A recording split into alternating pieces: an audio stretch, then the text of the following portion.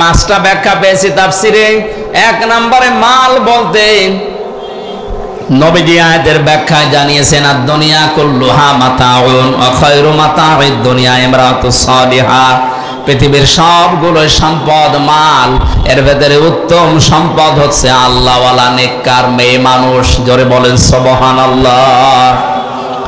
সম্মানিত মা বোন, আমি দেখলাম বহু মা বোনেরা আম গাছতলায় বসে আছেন, বাসতলায় বসে আছেন। নেককার নারী এগুলো দুনিয়ার শ্রেষ্ঠ সম্পদ। কি এটা?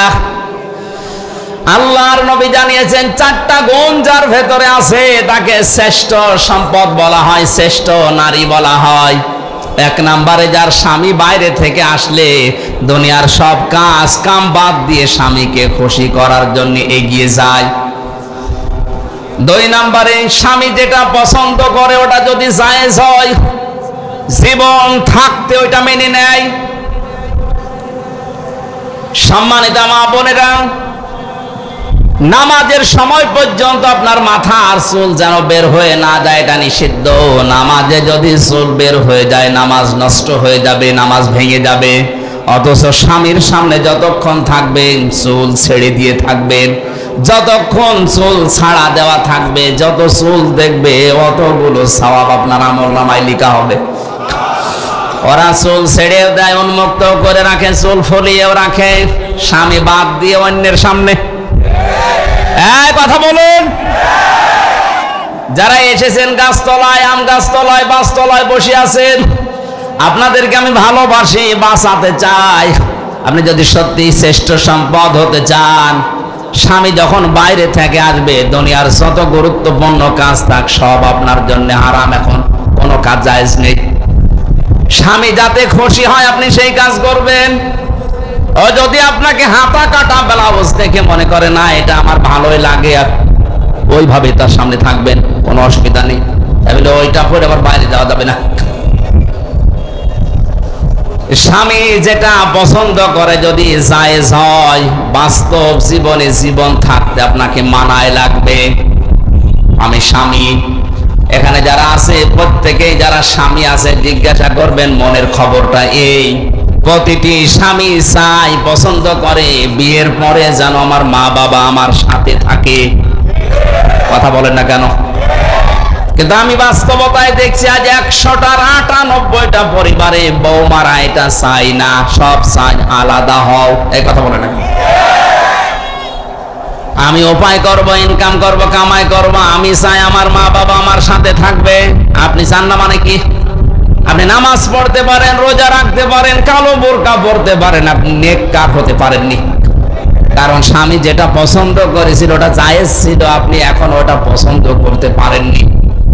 এরকম বউ আছে দুনিয়ায় না নেই? কার বাড়ি আছে দেখি হাত তোলেন তো। ঠিক আছে, তোলার দরকার নেই। বাংলাদেশের চট্টগ্রামের এক জায়গায় 4 ছেলে 2 মেয়ে, এরা 6 ভাই বোন মিলে তার 95 বছরের বয়সের বাবাকে নিজের সম্পদগুলো সব নিজেদের নামে লিখে রাস্তায় ছেড়ে দিয়েছে। নাউজুবিল্লাহ। মানে শুধু নাউজুবিল্লাহ বলে শেষ করে দেবেন হয়ে গেল না। শুধু ওই 6 ভাই বোনের দোষ না, ওই বাবারও দোষ আছে। বলেন, এই 6টা ভাই বোন জানেই না যে বাবা কি জিনিস। মা মরে গেছে 10 বছর আগে। নিজেরা 6 জন মিলে কায়দা করে বাবার জমিগুলো নিজের নামে লিখে নিয়ে বাবাকে এখন রাস্তায় ছেড়ে দিয়েছে। বেটার বয়স 95 বছর, ও পড়বে রাস্তায়, মরবে টেনে পড়ে, সারা জীবন কুকুরের খাবার হবে। সেটা নাউজুবিল্লাহ যারা বললেন না, আমি নাউজুবিল্লাহ বলতে চাই না। এখানে দোষ এই বাবাটার আছে। কারণ আল্লাহর পরে যে মার বাবার স্থান, ও বাবা ওই 6 ছেলে মেয়েকে কোনোদিন জানায়নি, ওই রকম শিক্ষা কোনোদিন তাদের দেয়নি। কথা বলেন ঠিক কিনা? আর শিক্ষা ব্যবস্থা নিয়েও যে সূক্ষ্ম ষড়যন্ত্র অনেকে করছে। আমাদের ইমানের দাবি হচ্ছে আমরা অন্তত মুসলিম বলে যারা দাবি করি, আমাদের আবার যেন 95 বছর বয়সে কুকুরের খাবার হওয়া না লাগে, সেজন্য আগে থেকেই ছেলে মেয়েকে এই শিক্ষা দেওয়া যে আল্লাহর পরে আমার স্থান। এটা পাওয়া যাবে যে জায়গায়, ওখানে আপনি নিয়ে যান তারে। এই যে সাকইল আছে মাদ্রাসা নাকি যেন, সাকোয়া নাকি এইরকম জায়গায় দিয়ে দিলে ওই জায়গা থেকে যে অধ্যক্ষ সাহেব ওনাকে শিখাবে আপনার ওই ছেলেকে ওই মেয়েকে আকাদা রাব্বুকা আল্লা তা'বুদু ইল্লা ইয়্যাহু ওয়া বিল ওয়ালিদাইনি ইহসানা। আল্লাহ পাক বলেন আমি রায় দিয়েছি, ঘোষণা দিয়েছি, সিদ্ধান্ত নিয়েছি, ফয়সালা করে দিয়েছি যে আমার ছাড়া আর কারো ইবাদত করা যাবে না, আর আমার পরে সবচাইতে বড় স্থান তোমার মা বাবার। তাদের সেবা করো, তাদের খেদমত করো, তাদের প্রতি ইহসান করো। ব্যাখ্যায় মুফাসসির লিখেছেন কোন সন্তান যদি মা বাবার জন্য ব্যবহারিক কোন জিনিসও কিনে দেয়, ওটা যেন সে আল্লাহর রাস্তায় সাদকা করলো। সুবহানাল্লাহ বলতে পারেন না? মায়ের একটা স্যান্ডেল দরকার, আপনি যদি স্যান্ডেলটা মাকে কিনে দেন, বাবার একটা স্যান্ডেল দরকার যদি কিনে দেন, ও যদিও দুনিয়ার কাছে ব্যবহার করবে, আপনার দ্বারা মনে হবে আপনি আল্লাহর রাস্তায় এই 100 টাকা দান করে এসেছেন। বাংলার হাজারো মানুষ এই বিষয়টা না জানে আজ যে সমস্ত জায়গায় টাকা পয়সা গুলো সম্পদ গুলো খরচ করছেন, না জেনে না বুঝে, এটা রেকর্ড হচ্ছে, কালকেই তামাম দুনিয়ায় ছড়াবে। প্রত্যেককে আহ্বান জানাচ্ছি, আল্লাহর পরে যাদের স্থান তারা কিন্তু আমার ঘরে। কথা বলেন না কেন? আল্লাহর পরে যার স্থান তারা আমার ঘরে, না বরিশালে, না চট্টগ্রামে, না সিলেটে? কোথায় দৌড়াচ্ছেন আপনি? একবারে চট্টগ্রাম চলে যাচ্ছেন এখান থেকে 700 কিলোমিটার, একবারও চিন্তা করেন না এখানে 7 গজ দূরে যিনি বসে আছে তার নাম আল্লাহ আমার আল্লাহর পরে দিয়েছেন। ওই 6টা ছেলে মেয়ে যদি সত্যি জানতো যে আল্লাহর পরে স্থান আমার এই বুড়ো বাবার, 6 ভাই বোন মিলে জিনিস জমি জায়গাগুলো কায়দা করে লিখে এই মুরব্বী বয়সে রাস্তায় ছেড়ে দিত না। এখানে 2টা কারণ আছে। এদেরকে তো শিক্ষা দেয়নি, এই শিক্ষাটা 1। 2 নাম্বারে এদের যাদের সংসার আছে, এই সংসারে যে মহিলাগুলো আছে এরা এদেরকে বাধ্য করেছে বুড়োকে বের করে দাও। সম্মানিতা মা বোনেরা, আপনার শ্বশুর শাশুড়ির খেদমত করা, সেবা করা আপনার জন্য ফরজ না। ওই সন্তানের জন্য তার মা বাবার সেবা করা, খেদমত করা, খরচ করা ফরজ। কিন্তু আপনার প্রলোভনে পড়ে আপনার কথাবার্তার, আপনার আচরণে যদিও বাধ্য হয় তার মা বাবার সাথে খারাপ আচরণ করতে, এর ভাগীদার আপনিও। বাংলাদেশে এরকম বেটার বউ আছে না নেই? এরকম পুত্রবধূ নেই? আপনি মনে করছেন আমি তো নামাজ পড়ি, রোজা রাখি, কালো বোরকা পরি? আমরা আবার বলছি আজ হাজারো পরিবারে সন্তানটা তার মা বাবার সাথে ভালো আচরণ করা, তাদের খোঁজ খবর নেওয়া, তাদের পেছনে যে খরচ করার দায়িত্ব এটা পালন করতে 100 ভাগ পারে না। এর পেছনে দায়ী ওই বৌমা। কথাটা যদি সত্য হয়ে গেল, এইটাই বাস্তব। আল্লাহ মেয়েদেরকে যেন এই সংকীর্ণ মনা মন থেকে বেরিয়ে আসার তৌফিক দেন, বলেন আমিন। আমি নিজে একজনের জামাই, আল্লাহর কসমে কোরআন আমার সামনে আমি হাতে নিয়ে বলছি, আমি আমার শ্বশুর শাশুড়িকে যে নজরে দেখি, যেভাবে মহব্বত ভালোবাসা দেয়, সত্যি করে বলছি প্রত্যেকটা পুত্রবধূ যদি তার শ্বশুর আর শাশুড়িকে এই নজরে দেখতো, কোনো ছেলে তার মা বাবাকে আলাদা করে দিত না। আমি তো মেলেন আমি পাই না, কোন কারণে তাদের আলাদা করে দেওয়া লাগবে আমি তো বুঝি না। আপনি কি মনে করেন যে আলাদা করে দিলে আমি বেশি খেতে পারবো, আনন্দে থাকতে পারবো? নবীজি হাদিস তিরমিজি শরীফের হাদিসে জানিয়েছেন, কোন স্ত্রী যদি চায় যে তার স্বামীর হায়াত বেড়ে যাক, তার স্বামীর সম্পদ বেড়ে যাক, তার সম্মান বেড়ে যাক, সে যেন স্ত্রী হিসাবে স্বামীকে বারবার পরামর্শ দেয়, স্বামী তুমি আর যাই করো অন্তত নিকট আত্মীয় স্বজনের খোঁজ রাখো। আপনার সবচাইতে বেশি নিকট আত্মীয় আপনার মা, শ্বশুর শাশুড়ি, এই স্বামীর বোন, ভাই, ফুফু, চাচা, এই কথা বলছে না কেন?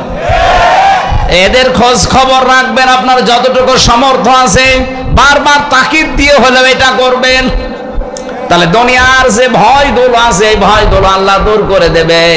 মুহাম্মাদুর রাসূলুল্লাহ যেদিন নবুয়ত পাওয়ার পরে এসে ভয় পেয়েছিলেন, বলছিলেন সাম্মিলুনি, আমারে ঢেকে দাও।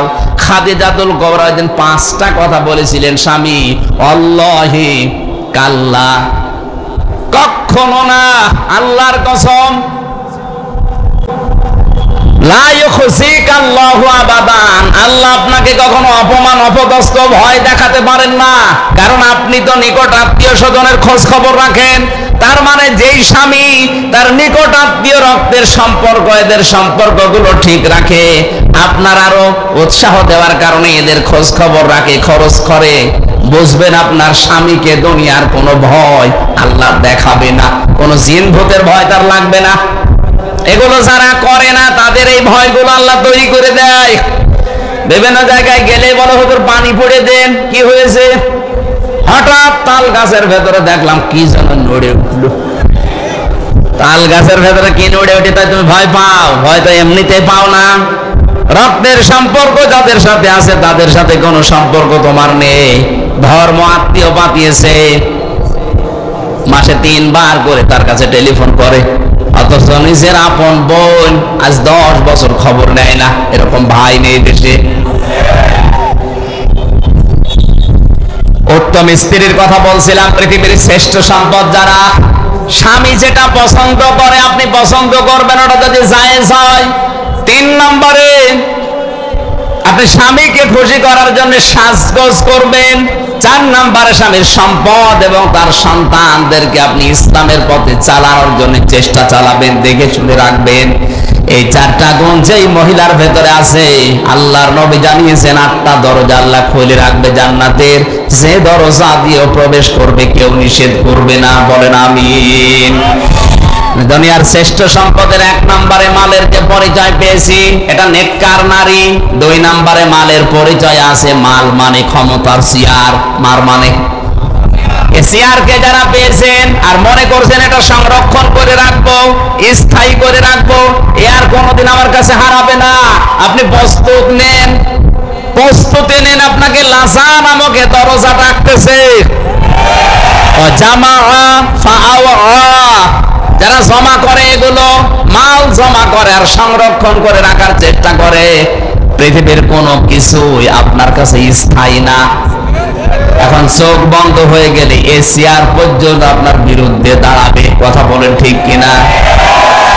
সুতরাং এই ধান্দায় যারা আছেন, এই ভুল ধারণায় যারা আছেন, তারা থামেন। এটা রেকর্ড হয়ে আজ ওদের কানেও যাবে। যারা আজ ক্ষমতার চেয়ার এক জায়গায় পেয়ে মনে করছেন আর কোনোদিন হারাবে না, আপনি ভুল পথে আছেন। এটাকে সংরক্ষণ করার জন্য যারা উঠে পড়ে লেগেছেন, যেটা স্থায়ী করবই, এটা পারা যাবে না। আপনাকে লাসা নামক দরজা ডাকতেছে, এ দরজা থেকে ফিরে এসে জান্নাতুল ফেরদাউসের দরজার সামনে যা। মালের 3 নাম্বার ব্যাখ্যা, মাল মানে টাকা পয়সা। 4 নাম্বার ব্যাখ্যা, মাল মানে অস্ত্র শস্ত্র। আজ যারা অস্ত্র শস্ত্র জমা করছেন আর স্থায়ীভাবে রেখে দেওয়ার জন্য চিন্তা করছেন আগামীতে কাজে লাগাবো, আমি ভেতরে নামতে পারলাম না, এই জন্য দুঃখিত। 5 নাম্বারে প্রভাব প্রতিপত্তি। এগুলো যারা আজ সংরক্ষণ করছেন, জমা করছেন আর মনে মনে স্থায়ী করে নিচ্ছেন, যেগুলো আমি রেখে দেব সারা জীবন, আপনি পারবেন না। লাজা ডাকতেছে, লাজা আপনাকে ডাকতেছে। এখানে যেন যাওয়া না লাগে, ওখান থেকে ফিরে জান্নাতের যে 100টা দরজা আছে, যে কোনো দরজার সামনে যা।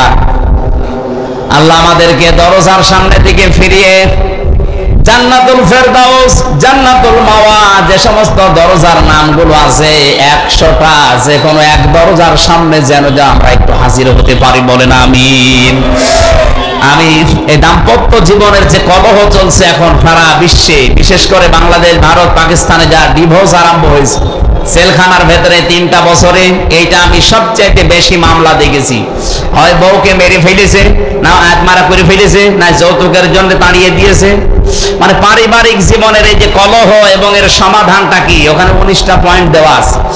ওখানে আমি তো জেলখানায় বসে বসে 3 বছর তো কাজ ছিল না, ফাঁসির কন্ডেম সেলের ভেতরে ছিলাম, বসে বসে টুকে রেখেছিলাম কারারক্ষীদের কাছে কলম নিয়ে নিয়ে। পরবর্তীতে বাইরে এসে ওগুলো বই আকারে আমি ছাপিয়েছি। আমার গাড়ি কোথায় আছে আমি জানি না, ওই কর্নারে আছে।